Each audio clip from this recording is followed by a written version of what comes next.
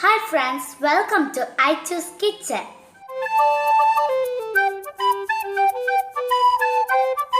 Hello അസ്സലാമലൈക്കും നമസ്കാരം.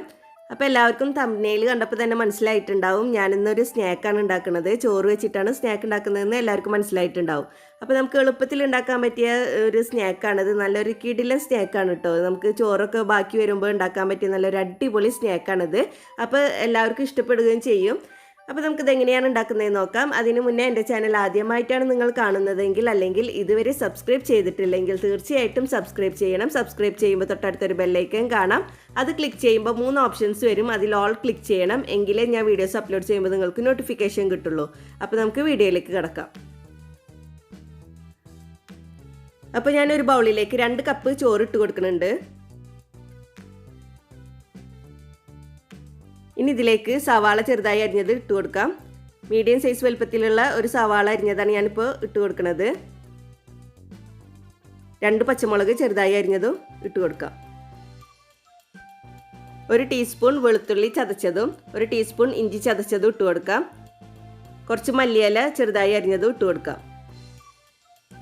ഇനി ഇതിലേക്ക് ഞാൻ ഒരു 1/4 കപ്പ് കടലമാവാണ് ഇട്ട് കൊടുത്തിട്ടുള്ളത്.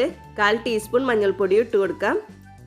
1 ടീസ്പൂൺ മുളക് പൊടി ഇട്ട് കൊടുക്കാം. ഞാനിപ്പോൾ കാശ്മീരി ചില്ലി പൗഡറാണ് ഇട്ട് കൊടുത്തിട്ടുള്ളത്. എരിവ് കൂടുതലുള്ള മുളക് പൊടിയാണെങ്കിൽ 1/2 ടീസ്പൂൺ ഇട്ട് കൊടുത്താൽ മതിയാവും.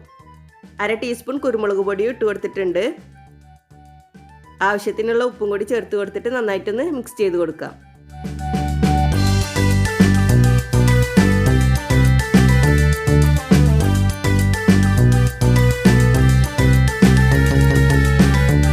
ഇനി നമുക്കിതിലേക്ക് കുറച്ച് വെള്ളം ഒഴിച്ചു കൊടുക്കാം. ഒരു 2 ടേബിൾ സ്പൂണോളം വെള്ളം ഒഴിച്ചു കൊടുക്കാം. വെള്ളം ഒരുപാട് ഒഴിക്കണ്ട, 2 ടേബിൾ സ്പൂൺ മാത്രം വെള്ളം ഒഴിച്ചു കൊടുത്താൽ മതി. എന്നിട്ട് നന്നായിട്ടൊന്ന് മിക്സ് ചെയ്ത് കൊടുക്കാം. കൈകൊണ്ട് തന്നെ നമുക്ക് നന്നായിട്ടൊന്ന് കുഴച്ചെടുക്കാം.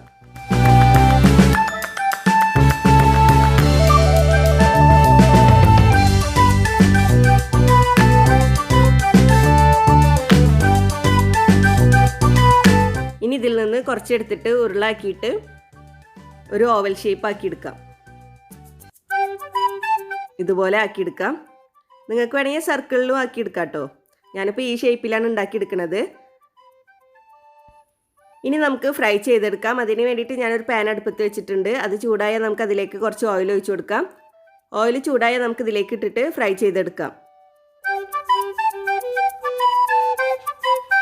മീഡിയം ഫ്ലെയിമിൽ വെച്ചിട്ട് ഫ്രൈ ചെയ്തെടുത്താൽ മതി.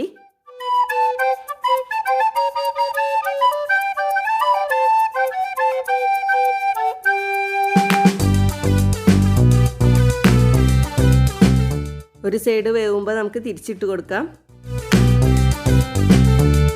ഗോൾഡൻ ബ്രൗൺ നിറം വരുന്നത് വരെ നമുക്ക് ഫ്രൈ ചെയ്തെടുക്കാം.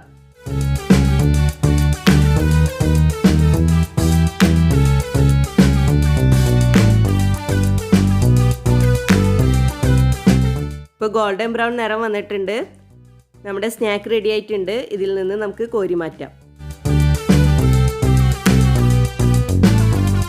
അപ്പോൾ നമുക്ക് ചോറ് ബാക്കി വരുമ്പോൾ മാത്രമല്ല, ഉച്ചക്കത്തെ ചോറിൽ നിന്ന് കുറച്ചെടുത്തിട്ട് ഈവനിങ് സ്നാക്കായിട്ട് ഉണ്ടാക്കാനും പറ്റിയ നല്ലൊരു കിടിലൻ സ്നാക്കും കൂടിയാണിത്.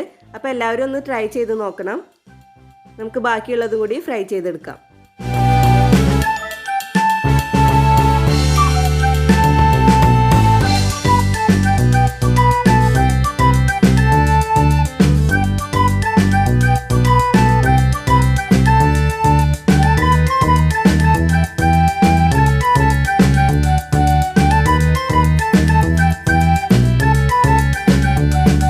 അപ്പോൾ ബാക്കിയുള്ളത് ഞാൻ ഫ്രൈ ചെയ്തെടുത്തിട്ടുണ്ട്. എല്ലാവർക്കും ഇഷ്ടപ്പെട്ട് കാണുമെന്ന് വിചാരിക്കുന്നു. നമുക്ക് എളുപ്പത്തിൽ ഉണ്ടാക്കാൻ പറ്റിയ നല്ല ടേസ്റ്റി ആയിട്ടുള്ള ഒരു സ്നാക്കാണിത്. അപ്പോൾ എല്ലാവരും ട്രൈ ചെയ്ത് നോക്കണം. ട്രൈ ചെയ്തിട്ട് ഫീഡ്ബാക്ക് അറിയിക്കണം.